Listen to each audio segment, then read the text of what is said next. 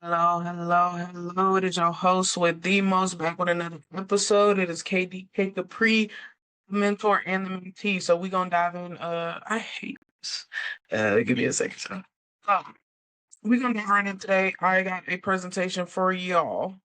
I just dropped the Visionary Mindset webinar. I'm gonna drop the link for that below. If you are looking to, shift your mindset, if you are looking to, just figure out how to quit your job, how to start, I just dropped a video about that. I'll drop the link below. So as far as today, like I said, I'm gonna be coming back with, just quick daily content every day. So today what we're gonna talk about is learning how to beat the credit bureaus. I talked a lot about funding, and in the Visionary Mindset webinar, I did let y'all know we are going to be focusing on credit and funding this month, right? So this month is going to be focused more on the wealthy part of the podcast. Last month we focused on the healthy side. So today and for the rest of this month, we are going to focus on just I'm gonna show you how to get funding. I'm gonna show you how to fix your credit. I'm gonna show you how to understand how credit works, how to know what the banks are looking for. So yeah, we're gonna dive right in. Let me pull up this presentation for y'all. Let's see what we got here. So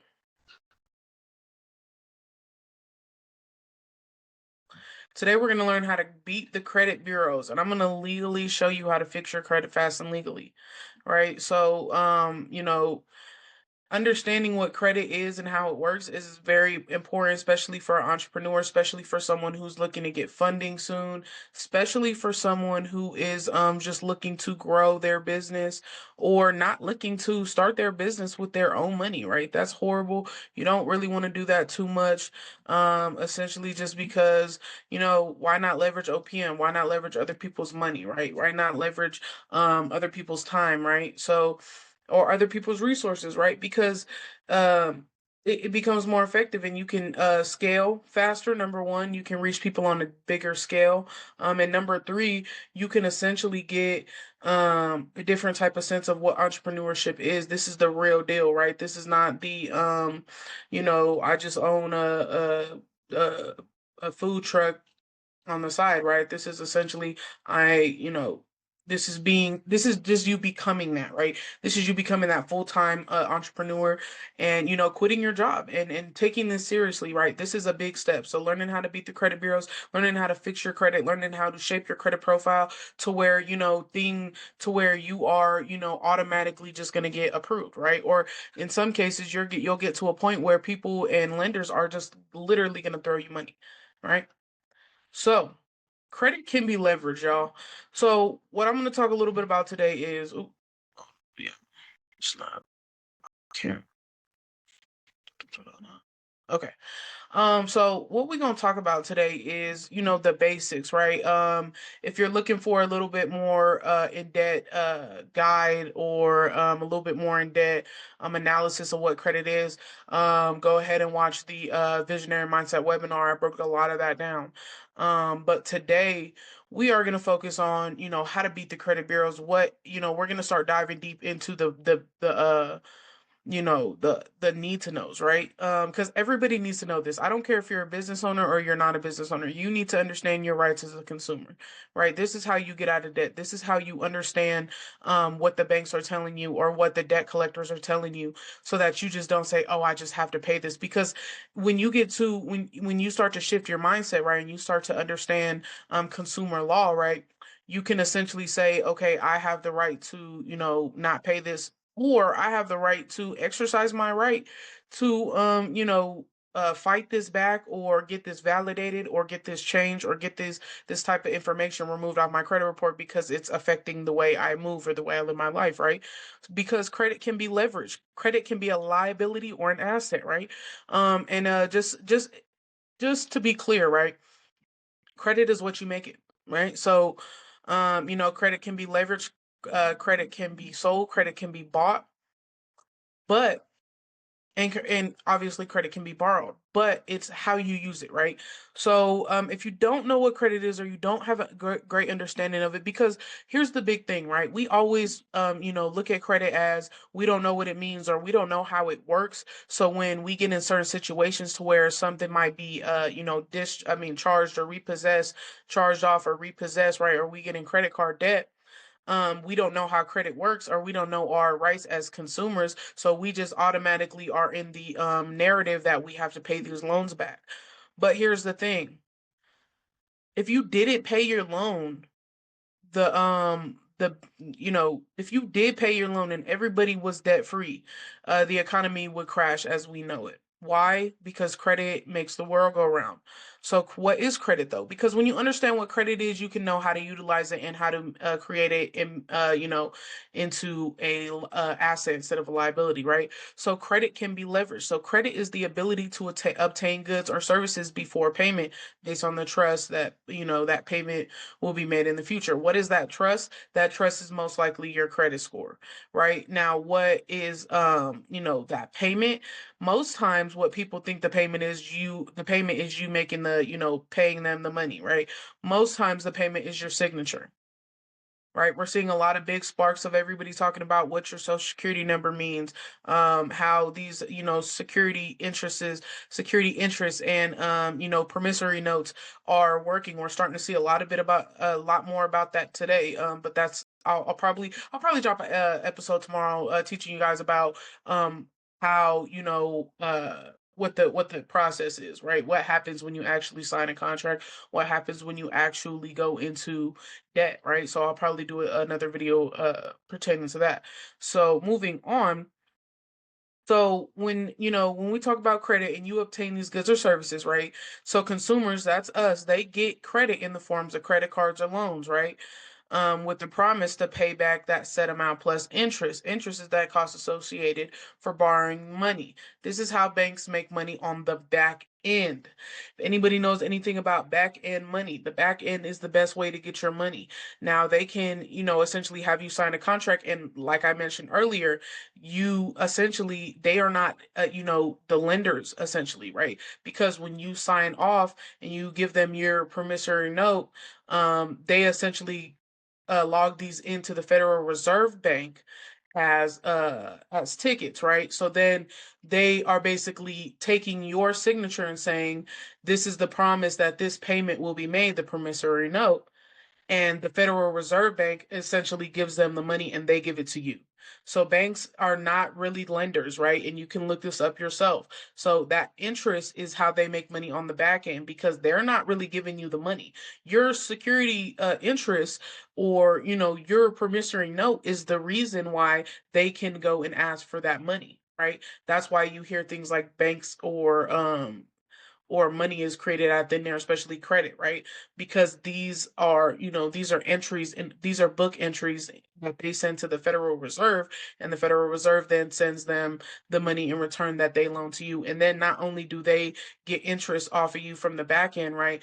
Most times they make their money because they already, they made the money because, not like, okay, for a perfect example, a charge off. A charge off is when banks, or debt collectors or lenders, right? Whoever, gave you the loan, or whatever the case is, whatever got charged off.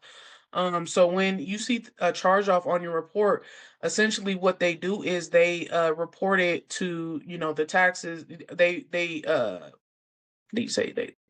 They report this on their taxes as a loss, right? So say if my credit card is a charge off card, I mean it got charged off because I didn't pay the balance, right? Say they close the account, I don't have the money to pay the balance. Say there's a $600 balance on there, right?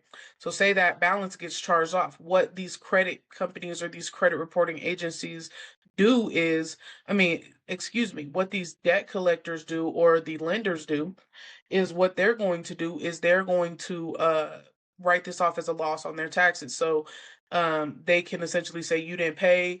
They're going to get the money back on their taxes, and then they're going to double dip and go sell your information to a third party consumer reporting agency, right, or a third a non-affiliated third party, right? AKA those debt collectors, and they are then going to collect money from you. Because if 9 times out of 10, if you understand what the banks do, is if you understand that banks are not the lenders, right? Like I mentioned before, because they are the ones, they're not the ones who are actually lending out the money. They cannot legally uh collect the money. That's why they sell your information to third party, non-affiliated third parties, aka those debt collectors, and they come back and they ask you for the money. So most times they already made the money on the back end and they double dip, which is illegal, and they come back for that money that you owe. And you think you owe it because you're just, it's a control narrative, right? So credit can be leveraged. Um, let's talk about understanding the importance of credit. Have you ever been on the phone with a credit bureau or talking to a banker or something, and it just felt like they were speaking a whole nother language? Like they speak in Japanese, they're talking about promissory notes, they're talking about security interest, they're talking about finance charges, they're talking about consumers. You heard things like credit bureaus, they're saying things like consumer reporting agencies. That's because this system is rigged. I'm gonna explain why the system is rigged in a minute, but the system is rigged, right? The system was made to protect the consumers from its own corruption. When we hear things like credit bureaus, right, these are not necessarily, if you watch my last video, I explained how credit bureaus are not essentially government entities, but they are, private entities, right? But the government has allowed them to assume this role because they understand that the banking system is the backbone of our economy. Now, if they can control the narrative, right, and they can control what we as consumers understand about the laws, they can control, the system essentially, and they can control us. But laws were made to be broken, right? These people literally make these laws. Sorry, that's my cat. These people literally make these laws to break them, right? So the system is rigged, the system is retarded. There's certain times where, if you've ever watched anything about 1099s, right, or discharging debt, or paying with remittance coupons, right? Essentially, you can live debt free and still live freely. Like you can go get a free car, you can go pay your rent with a remittance coupon, right? You can discharge your debt with a 1099-C. So the system is rigged. There's so many, and you want to know why? Because they've been able to control a narrative with false wording, right? And controlling the narrative with some type of wordfare, meaning they are speaking in a language that we find, somewhat, not only is it aggressive, right? But it's misleading, and it's also like it's incentivizing us, like almost forcing us to be like we have no other choice. Have you ever went to buy a car, right? And they basically tell you you cannot drive off the lot unless you give us a down payment and you let us run your credit. That is essentially you signing under duress. Why? Because the system is rigged, right? They tell these people to say these things to you because they know that you don't understand that you don't need a late payment. I mean, you don't need a down payment when you go and purchase a car. You don't have to. There's a 72-hour rule to where you can exercise your right to rescind and you can get a free car, right?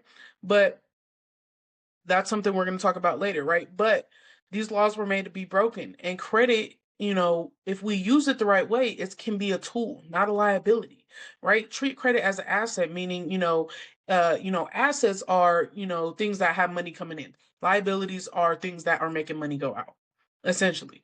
So understanding the importance of credit is going to put you in that position to where you can start to control the narrative, right? And you can start to take back you're controlling your power, right? Because knowledge is power, right? And these are the things that they don't want you to know. These are the things that they have been gatekeeping since since Richard Nixon took us off the gold standard, right? These are the things that they have been doing. so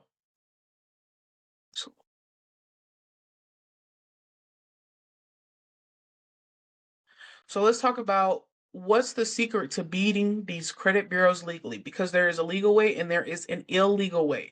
Now, just because they are practicing unlawful, they are, doing things unlawfully, and they are, um violating your rights does not mean that you fight fire with fire, right? Because that's why we have things like the FCRA, the Fair Credit Reporting Act. That's why we have things like the Business Bureau, to where, they're making these laws, but, once we start to challenge them, right, we can essentially take back and control the narrative, right? So this is the legal way to beating these credit bureaus and understanding that these guys are not government agencies. These guys are not when you hear things like credit bureau, right? This is not the correct term, right? I'm going to talk a little bit about that in a minute. But the secret to beating the credit bureaus is reading. Read, read, read, read, read. Understand these laws, understand consumer laws, right? Understand your consumer rights. And I guarantee, I promise you, this will change your life for the better. This will help you live debt free. This will help you. And if you don't want to live debt free, this will show you how to get good debt versus bad debt, right? Good debt meaning it's an asset, right? That good credit, you're creating an asset instead of a liability, right? So reading is fundamental, and reading these laws and reading the, Title 15 and Title 18, right? These are the things that are going to help you create this new lifestyle, because these are all, and when I start reading certain laws, right, it's going to say things like these should be conspicuously and readily available. Nobody is teaching you these things. You don't learn these things unless you go to law school, right? So why, again, that it's proof of why aren't we taught about credit, right? Because these are the things they don't want us to know. Because if we know these things, we're going to learn how to live rent free. We're going to learn how to live debt free. We're going to learn how to get things for free. Why? Because the system is a joke, right? Why is the system built off of a banking system if everything is essentially free? Why? Because when Richard Nixon took us off the gold standard, right, all debts were essentially under the United States, right? So all debt from its, and when we talk about your social security number, right? Your social security number is a form of payment, right? That's why they ask you for your social security number when you fill out a bank statement, or when you go apply for credit, right? Because they take that and they use that in your promissory note as collateral, as to go as the Federal Reserve for money, right? So reading is fundamental, right? So when you get to that point where, I forgot my train of thought. Um, let's move on. Sorry, guys. I might have to go back and redo that.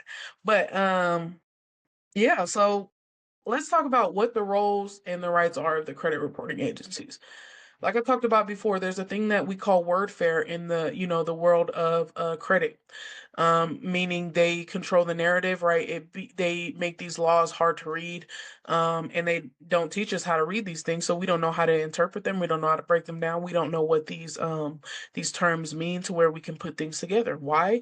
Because they want to keep getting your money from your security interest of your social security number, right?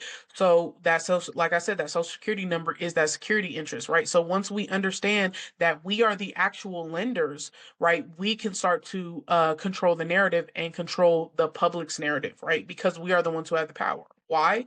Let's talk about 15 USC 1681. I'm gonna pull this law up for you guys really quick.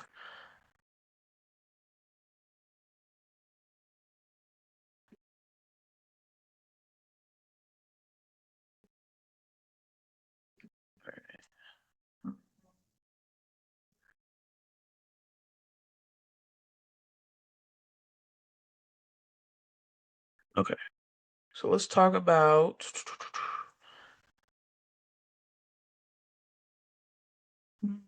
Let's talk about 15 USC.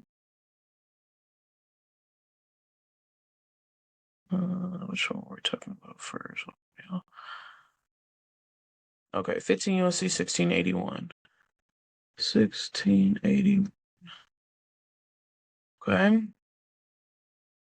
This is all from Cornell Law School, right? This is these are actual laws, right?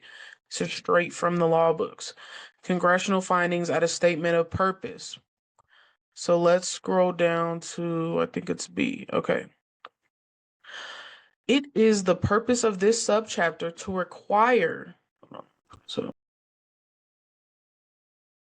Let's see. Okay, so let's read this, right? It is the purpose of this subchapter to require that consumer reporting agencies adopt reasonable procedures for meeting the needs of commerce for consumer credit, personnel, insurance, and other information in a manner which is fair and equitable to the consumer with regard to confidentiality, accuracy, relevancy, and proper utilization of such information in accordance with the requirements of this subchapter. Let's go up to A, right? So, with that being said, right, I'm going to break down everything that this just said. So, the banking system is dependent upon fair and accurate credit reporting. Inaccurate credit reports directly impair the efficiency of the banking system, and unfair credit reporting methods undermine the public's confidence, which is essential to the continued functioning of the banking system. So, just by reading this, right, and understanding that, fair and equitable information to the consumer has to be, it has to be confidential, right? Accuracy has to be there, right? It has to be relevant, and it has to just be essentially, it has to be some type of asset to me, essentially, right? So then let's go down to two. Right. And then let's talk about one really quick. So 1681 1A basically says that the banking system is based on the public's confidence, right? Our confidence. If our confidence in the banking system is, null and void, right?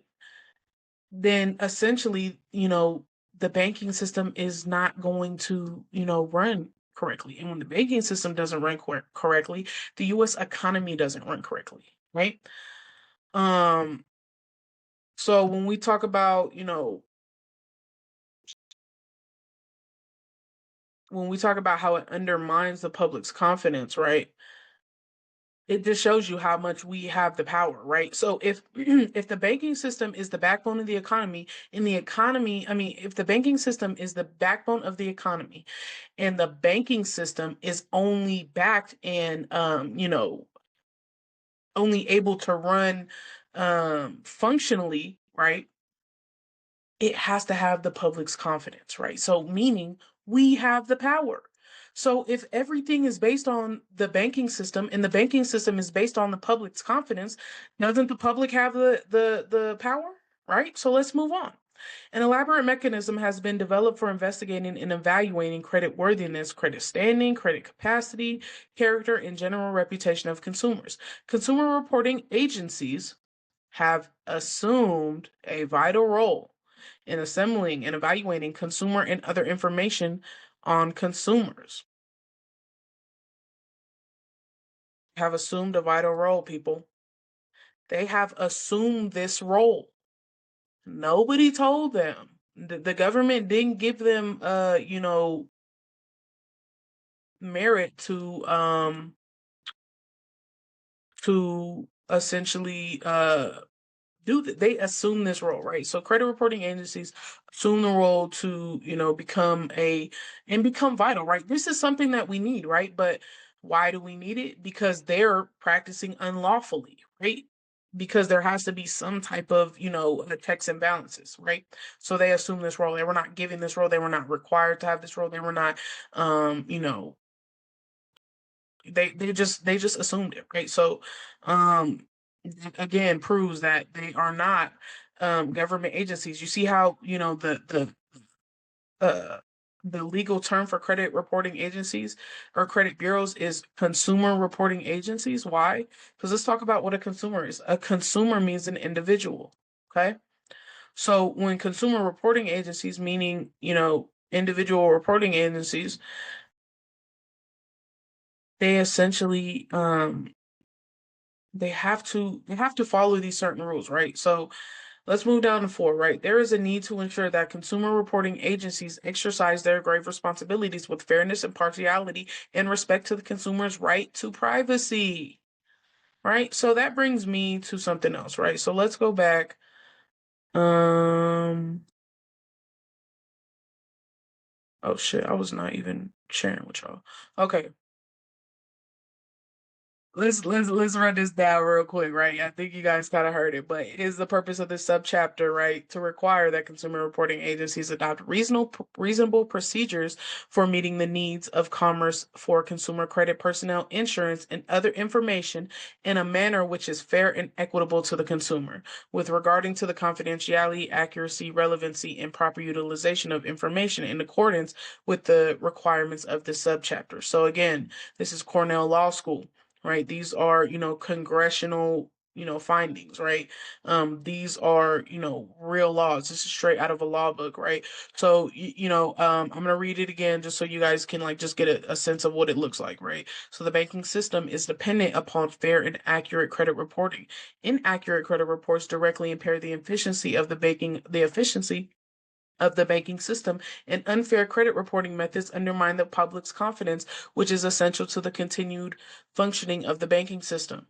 So that kind of just broke down what I just said, right? So if the banking system is based on, if the banking system is the backbone of the economy, right, and the banking system is based on the public's confidence, right, it's essential to, keep up the public's confidence, right? It's essential to, have an elaborate mechanism. And it also says, these consumer reporting agencies, right? Let's go back to this. The term consumer means an individual, right? So when we have these consumer reporting agencies, they have assumed this vital role, um, then then again we know that there has to be certain checks and balances, right? But we are in control, right? So that's essentially what 15 USC 1681 breaks down, and I will leave all links down below just so you guys can, like when I first started reading these and I started hearing people teach about them, I wanted to go back and understand this, right? But here's why I bring this up, right? Let's talk about wordfare. If I read this before explaining it to you, would you understand what I was saying, right? It is the purpose of this subchapter to require that consumer reporting agencies adopt reasonable procedures for meeting the needs of commerce for consumer credit, personnel, insurance, and other information in a manner which is fair and equitable to the consumer. So let me just break that down, right? So this has to be whatever's on your credit report or your consumer report, right? Has to be fair and equitable. Meaning, a lot of people, yes, we understand it has to be fair, but what a lot of people fail to realize is it has to be equitable. Meaning, it has to have some type of value to me, right? Because I'm giving you value. I'm giving you my promissory note. I'm giving you my social security number, right? Which is a security, right? This is a security interest. So I'm giving you essentially payment, right? So if you then go and excuse me, and say I even renege on the loan or whatever we had, right? First of all, if I can exercise my right to rescind if fraud was committed, right? I'm gonna give you a few examples of how 95% of really like 99% of contracts we go under as consumers are not equitable, they're not fair, and they essentially are not, accurate in some cases can be considered as identity theft and fraud. Why? I'm going to move on. So let's talk about this. The difference between when we hear things like credit bureaus and consumer reporting agencies is the language and the narrative portrayed, right? When you hear consumer reporting agency, does that sound as official as a credit bureau? Absolutely not. Right. So there's a narrative and there's, the actual picture, right? And they manipulate these simply by the verbiage and the language. So when they say things like, I am a debt collector, I am demanding that you pay this, right? And you don't know that this is essentially harassment, right? Then you're not understanding, like, I can essentially say, you can legally, first of all, legally, they shouldn't even have your information, right? But second of all, you can legally say, hey, I don't want you guys calling my phone, and they legally cannot. And if they keep, calling you, right, that is essentially a criminal offense, right?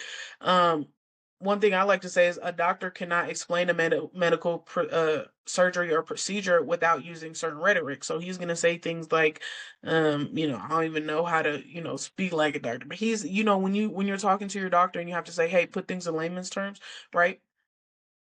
This is what happens when they start to control the narrative, right? So neither can they. These agencies have to speak in a certain way, right? So if you understand the way that they're speaking, right, you can then hold that conversation, right? So let's move on. So we talked about a little bit about this, right? So consumer reporting agencies versus credit bureaus. Which is which? And what do you like from now on? I never want to hear anybody else say a credit bureau. I only want to hear people saying consumer reporting agencies, right? So a credit bureau, and these are just Google definitions, right?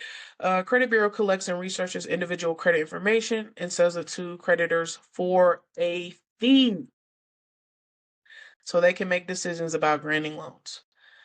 Credit reporting agencies is a business that collects and maintains historical credit information on individuals and businesses, providing credit reports and scores to lenders and other entities.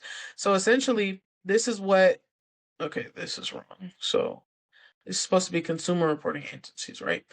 So a credit bureau is essentially, unlawful entity, right?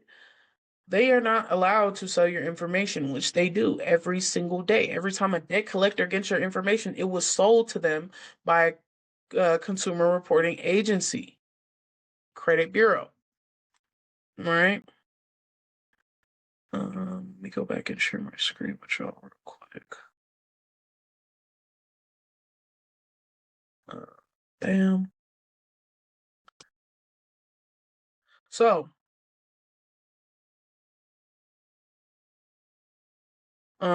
yeah. So when we talk about credit reporting agencies, there is a difference between a credit reporting or consumer reporting agency. See, I'm getting myself mixed up. So there is a difference between a consumer reporting agency and a credit bureau. These are both private entities, but because of the wordfare and the language they use, right, we seem to look at these entities as government authorities with special powers, right? Like they can do no wrong, right? Like their word is the word of the land, right? That's not true. The truth is they are regular businesses just like any other business, and they just assume that role, and we have allowed them to. Number one, we were never even told about this, right? And number two, and we were like we were never educated about this, right? Number two, we just never we never took the time to understand what this actually means for us as consumers, right? So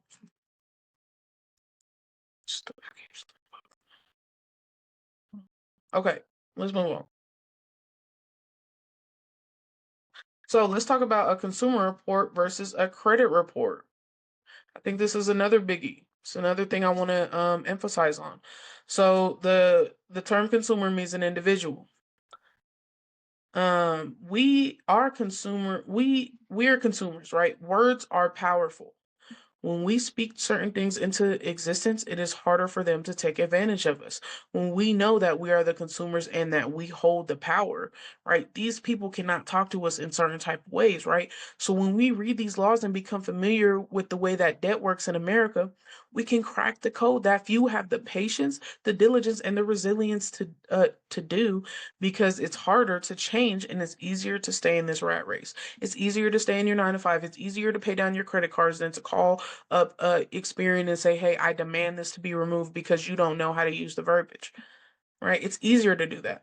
But let me explain something to you, right? When we talk about the consumer report, right, the consumer means us. That means we have the power, right? That means this is I'm the consumer, right? This is my report. This is my information, my non-public personal information.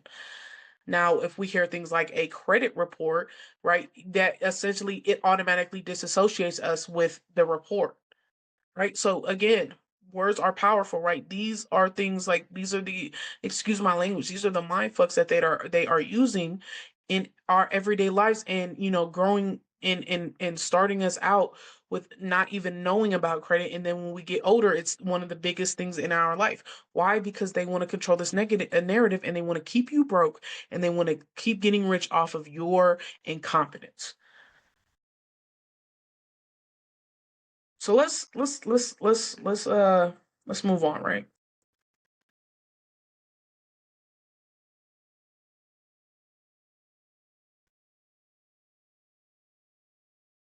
Mhm. Okay, I'm trying to keep my eye up here. Um, so let's talk about why 99% of the information on your credit report can be considered as fraud and identity theft. Why? Because late payments are illegal. Student loans, and it's not that. I hear a lot of people say late payments are illegal. No, late payments are not illegal. Late payments being reported to your consumer report are illegal. Student loans being reported to your consumer report is illegal, right? There has to be consent. And with this being said, the information, okay, let me not put the car before the horse. So let's break down why late payments being reported or student loans or even anything being reported on your report is illegal or unlawful, right? Let's go to 1681M.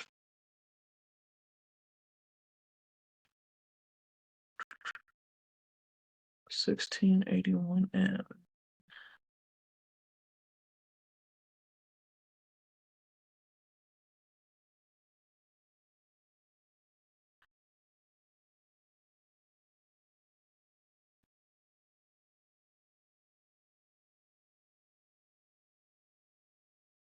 Can y'all see my screen? I hope you can see my screen. I'm still getting used to this. Excuse me, y'all. Last episode, I was doing like half of the presentation, and I'm like, oh shit, I'm not able to share my screen. I'm sitting here reading all these laws, and I'm like, oh. But let's talk about 15 USC 1681M. So requirements on users of consumer reports.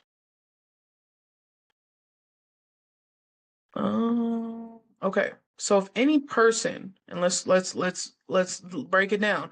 The term person means an individual, partnership, corporation, trust, estate, cooperative association, government or governmental subdivision or agency or other entity. So person not is not, limited to just an individual, right? A consumer is limited to just being an individual. But a person can mean a partnership, corporation, a business, anything like that. Right. So a person, if any person takes any adverse action with respect to any consumer report that is based in whole or in part on any information contained in a consumer report, the person shall, and let's look up what a consumer report is.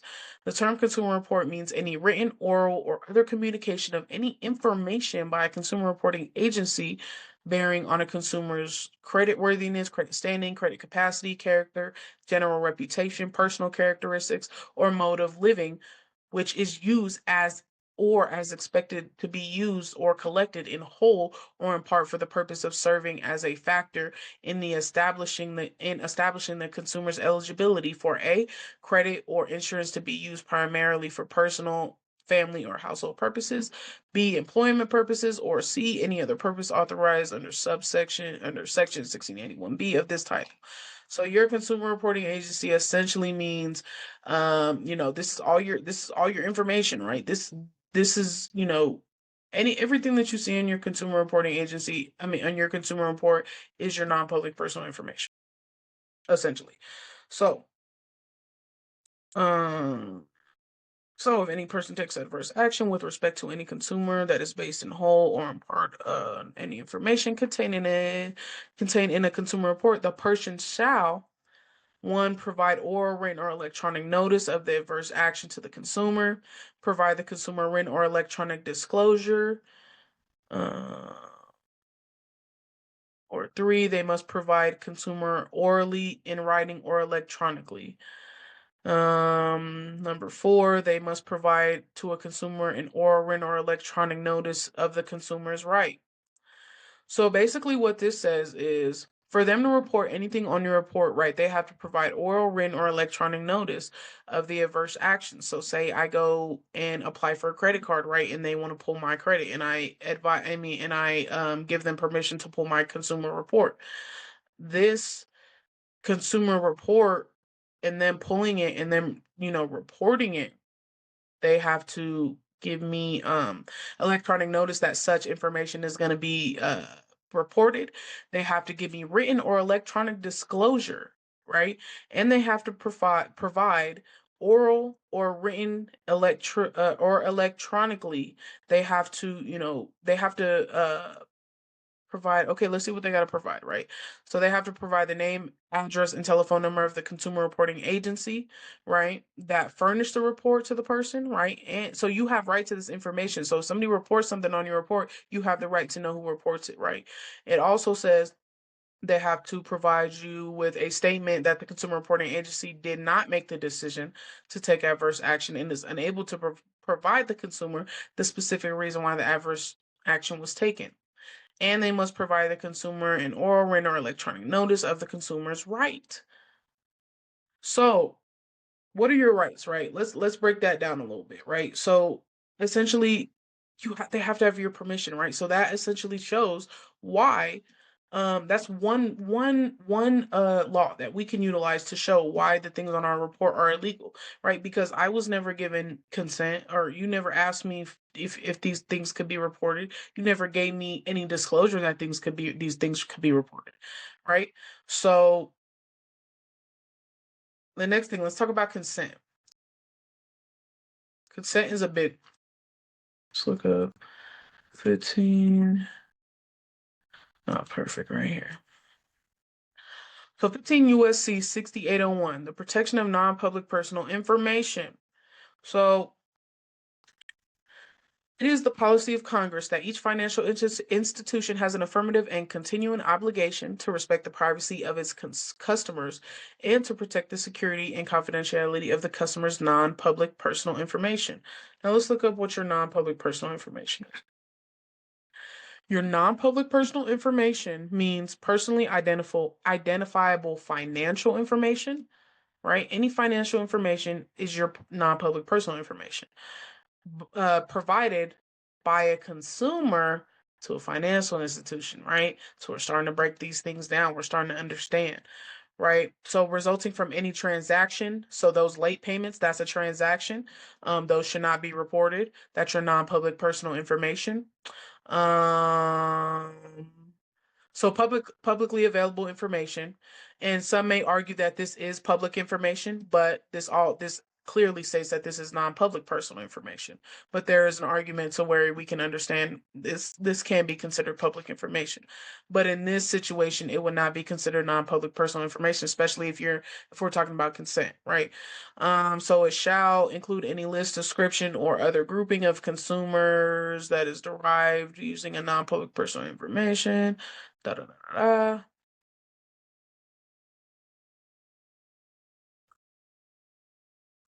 Yeah. So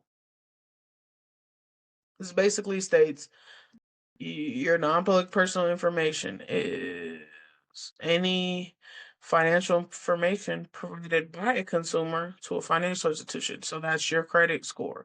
I mean, that's your social security number. And when they give when you see debt collectors with your social security number, that's your non-public personal information. They should not have that, right? So let's go down to B. In furtherance of the policy in subsection A, each agency or authority described in section 6805 of this title, other than the Bureau of Consumer Financial Protection, which is the only true credit bureau. It's the only credit bureau. There's only one credit bureau. It's the Bureau of Consumer Financial Protection. That's the that's the CFPB, right? So they shall establish appropriate standards for the financial institutions subjects to their jurisdiction relating to administrative, technical, and physical safeguards. To number one, ensure the security and confidentiality of customer records and information to protect any anticipated threats or hazard. That's those, debt collectors when they're giving you threats and harassing you to pay a debt, right? So this is to protect you against those such threats or hazards to the security or integrity of such records. And to number three, protect unauthorized access to or use of such records or information which could result in substantial harm or inconvenience to any customer. So when these people get your information and they start threatening you, you are protected against any substantial harm, so any harassment and any inconvenience. If this is an inconvenience, if you report a late payment on my report and I go out and ask for funding and they say, hey, you got late payments on your report, we don't want to give you any funding. That is an inconvenience to me, right? And that's my non-public personal information. I did not give you guys consent to even report this information. So when we talk about 6801, our our non-public personal information is protected. It's confidential, right? So let's go to 6802. Let's talk about 6802. Okay. Obligations with respect to disclosures of personal information. Anytime your information is shared, it has to be disclosed to you. Except as otherwise provided in the subchapter, a financial institution, and let's look up what a financial institution is. The general term financial institution means any institution, the business of which is engaging in financial activities as described in subsection or Title 12. Right? So provided in the subchapter, a financial institution may not directly or through any affiliate disclose any non-affiliated third party or what excuse me uh, directly or through any affiliate disclose any non-affiliated third party, any non-public personal information. So what's a non-affiliated third party? Non-affiliated third party means an entity that is not an affiliate of or related by common ownership or affiliated by corporate control with the financial institution, but does not include a joint employee of such institution. So you know what those third parties are? Those are those debt collectors. Right? Remember when I told you that banks are not actually lenders, so they cannot legally enforce the debt and they cannot go after you for the debt, so they sell it to debt collectors, right? So when we get to a point where we talk about non-affiliated third parties, they send these are non-affiliated third parties, right? They sell your information, your non-public personal information, right? So they are not allowed to disclose this information unless such financial institution provides or has provided to a consumer by notice that complies with section 6803 of this title. So let's talk about B. Now, this is all we got to say right here. We have the option to opt out of anything being reported. So, in general, a financial institution may not disclose non-public personal information to a non-affiliated third party unless such financial institution clearly and conspicuously discloses to the consumer in writing or electronic form. Then B, the consumer is given the opportunity before that time that such information is initially disclosed to direct that such information may not be disclosed to such third party. And C, the consumer is given the explanation of how the consumer can exercise that non-disclosure option. So let's go back to this real quick, right? When we see these things, right, requirements of users on consumer reports, right? And when we talk about they must provide written or electronic notice, that this is a great law to add in your letters or to utilize, but this is the holy grail right here. So let's talk about A. So when it says this, they must conspicuously and clearly disclose this information to the consumer, which never happens. It happens, but it doesn't. They don't give you. They don't. They might tell you like, hey, we have the right and you have the right, but they don't go into it and you don't know. Right? So that's how you get taken advantage of, number one. So they have to give you in electronic form or other form permitted. So that's written form, oral form, right? Remember when they say oral or written or electronic notice. So they must give you some type of disclosure that such information is going to be disclosed to that third party. So before they sell your information, they have to disclose that they're going to sell your information or give your information or share your information. They also have to give you the opportunity before such information is reported or disclosed that, you have the right to say, I don't want this information disclosed, right? And number C or letter C says, the consumer is given the explanation of how the consumer can exercise that non-disclosure option. So basically what this says is you have to, before you disclose my information, you have to clear and conspicuously tell me. Then you not only have to tell me, but you have to give me the opportunity and wait for my answer before such information is disclosed or reported. And then you also have to give me an explanation of how I can exercise my non-disclosure right. So not only do they have to explain to you that you have the right to opt out or you have a non-disclosure right, but they also have to tell you how you can exercise that, how that works, right? So they have to tell you this all before one little late payment is or before they give your information to that debt collector. Right? So with that being said, This information is obtained under false pretenses and can be enforced by full extent of the law. So that brings me to 1681Q.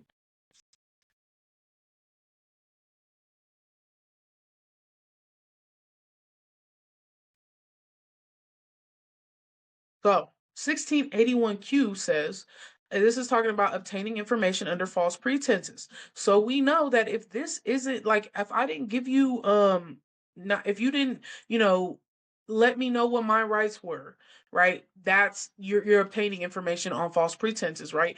If you say, if we go to a point, if you say, we giving you written written consent, but you didn't wait for me to respond back, you didn't give me my options as a non-disclosure option, and then you still gave someone else my information, right? They illegally obtained my information under false pretenses. Why?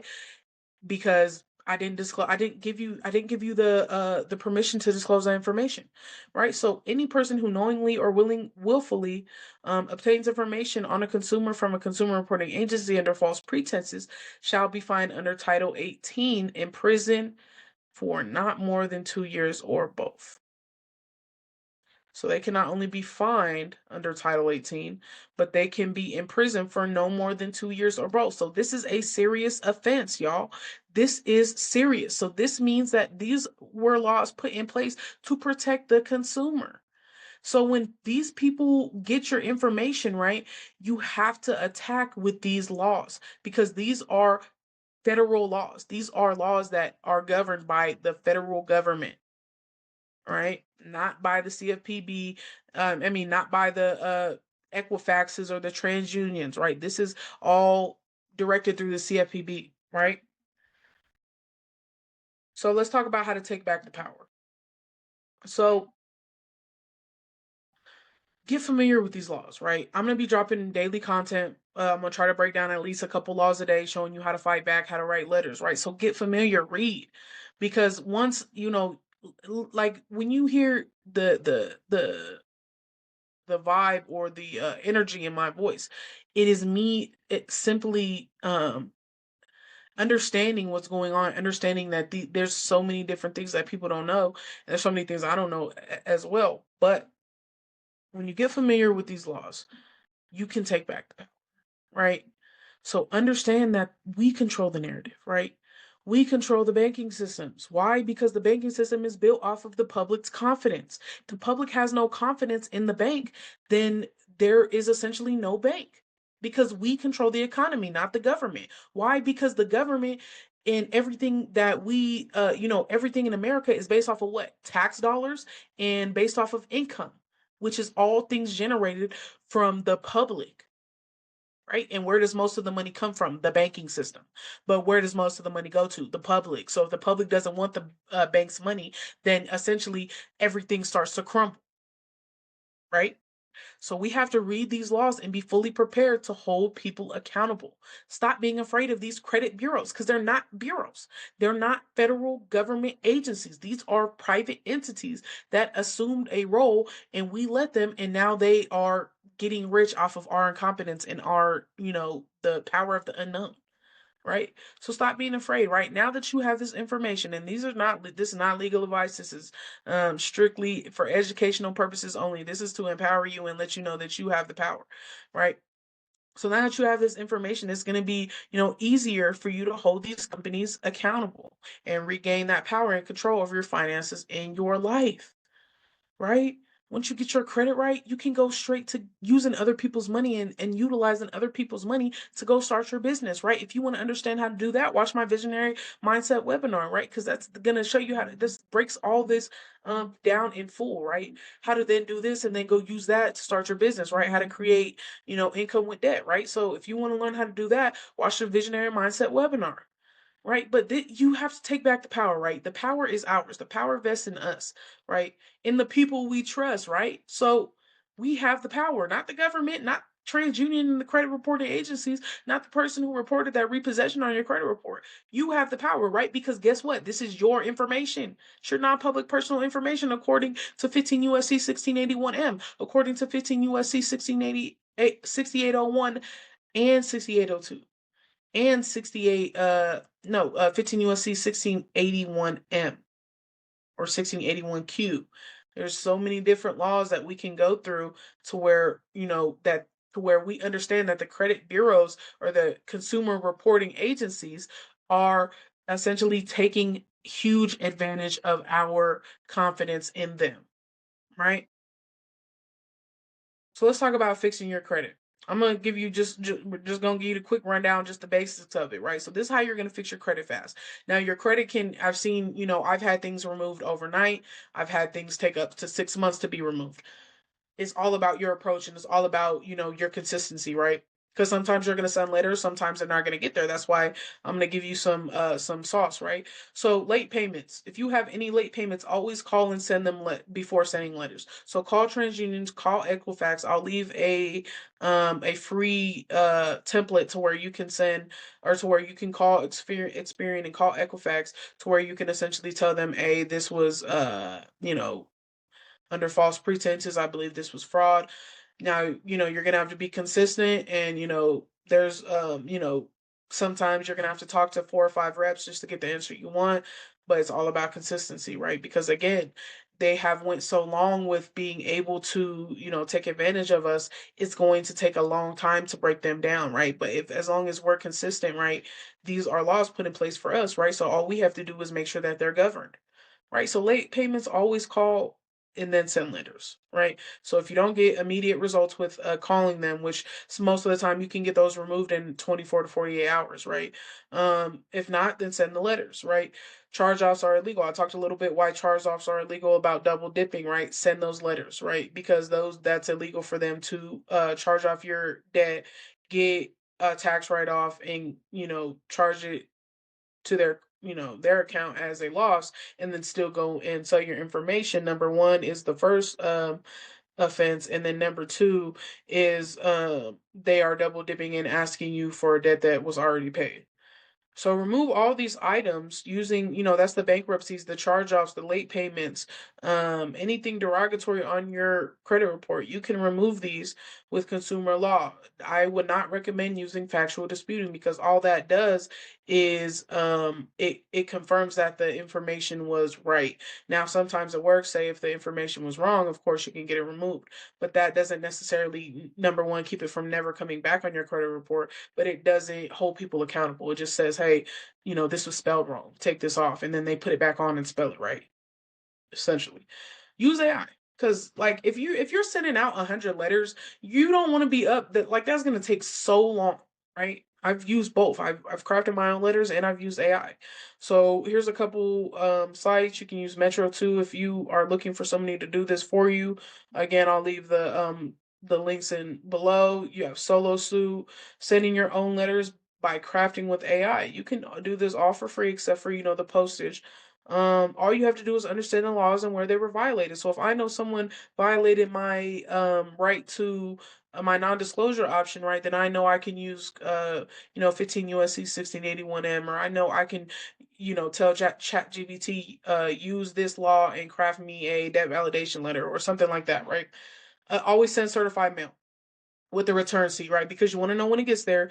You want to know, you want to let them know. And that also helps for, like I always say, don't do this unless you're going to go all the way, right? So if you start sending letters, and if you don't have any intention to keep sending letters or to hold them accountable through the whole process, don't start it at all, right? So send certified mail. That's going to help if you were to sue, if you were to go through litigation. Those are going to help you. Those are going to give you a lot of data points and a lot of evidence, right? So for certain letters like debt validation, default, and dishonor, especially like I said, if you're going to start this process, go all the way, right? So certain letters like these, you're going to want to get them notarized. And then after you get your credit fixed, you want to build up your credit, because those late payments, once you take all those things off, those are 100% going to boost your score, right? But then you want to build it, right? So you get sites like Kovo Inc. You can pay them like $20 a month for them to report like $2,500 credit line to the credit bureaus. This is all perfectly legal. Kickoff, another one just like that. eCredible, to where you can essentially use your utilities and your rent payments and get them reported as trade lines, right? A lot of people are starting to do this now. Nav, you can get personal and business credit trade lines with this site.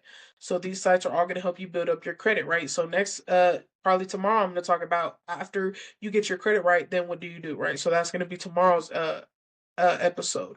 So when you fix your credit right, you understand how credit works, and you understand these laws and how to utilize them, you can then control the narrative, right? So with that being said, take back the power, people. Take back the power. Power to the people. Man, power to the people. I'm here to empower the people. I'm here to explain what all this happen what all this means and how it matters and what it should mean to you. Right? So ask yourself, what are you going to do with that information, right? How important do you think this information is, right? Put a comment in like let me know in the comments, right? How important you think that this is in your life, right? And how important will you make it in your life? Are you going to make this a priority? Are you going to work every day on working learning how, credit consumer law works? Or are you just going to try and fix your credit and then try and go get another credit card? Evaluate that because it's important to know, right? So take back the power, understand, your rights, be the best you can be, and use this as leverage, right? Use this as an asset, not a liability, right? So yeah. My name is KDK Capri. I'm gonna end out this episode. I kind of talked a lot about a lot of stuff. But we gonna keep coming back with that daily content. Tomorrow I'll probably break down a little bit about funding, show you guys where to go get funding, certain things like that. So yeah, just keep rocking with me. I'm gonna keep rocking with you. So again, it is KDK Capri, the mentor, the mentee. This is another episode of the Wealthy Healthy Podcast, and we are signing out.